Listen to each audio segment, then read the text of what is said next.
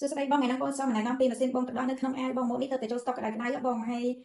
ទន់ល្អខ្លាំងមែនតើងាយស្រួលប្រើមុននឹងបងយកទៅបងត្រូវដំឡើងសិនណាបងមុននឹងបងដំឡើងយើងត្រូវយកសតេះនេះគឺយកមកបាត់នៅក្នុងរួនកែបែបនេះបងឲ្យហត់ចូលគ្នាបន្ទាប់មកយក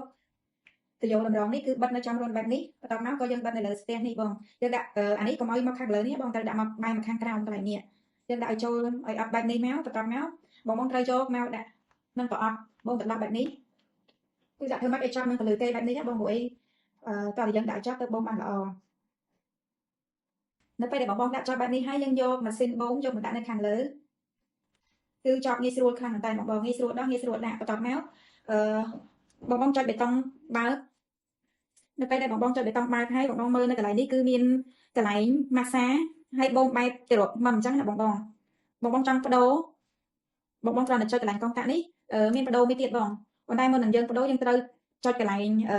ដំឡើងកម្រិតសិនបងយើងចង់ដំឡើងកម្រិតដល់ប្រហែលក៏បានព្រោះមានដល់តែ15កម្រិតហើយអាចបន្ថយហើយយើងអាចផ្លាស់ប្ដូរមុខងារមួយទៀតបានបងចុចមកគឺមានកន្លែងរូបការនេះគឺសម្រាប់បងដោយគ្មានការជួយយកចាប់អីអញ្ចឹងណាបងគឺបែបស្រាលដូច baby យើងជក់អញ្ចឹងបន្ទាប់មកបងចុចបដូរនេះយកកន្លែងការបងតែម្ដងបងបន្ទាប់មកគឺចុចមួយទៀតគឺមានមុខងារម៉ាស្សាផងបងផង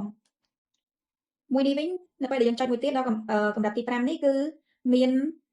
រូបបាតដៃគឺសម្រាប់តែម៉ាស្សាតែមួយមុខទេបងហើយមុខនេះយើងចង់ទៅឡើងក៏បានយើងចង់បន្ថយក៏បានបងមានដល់15កម្រិតហើយ5មុខងារខុសពីមុខផ្សេងៗអញ្ចឹងណាបងហើយបងបញ្ចូលថ្មតែម្ដងគឺប្រើបានច្រើនដងតែម្ដងបង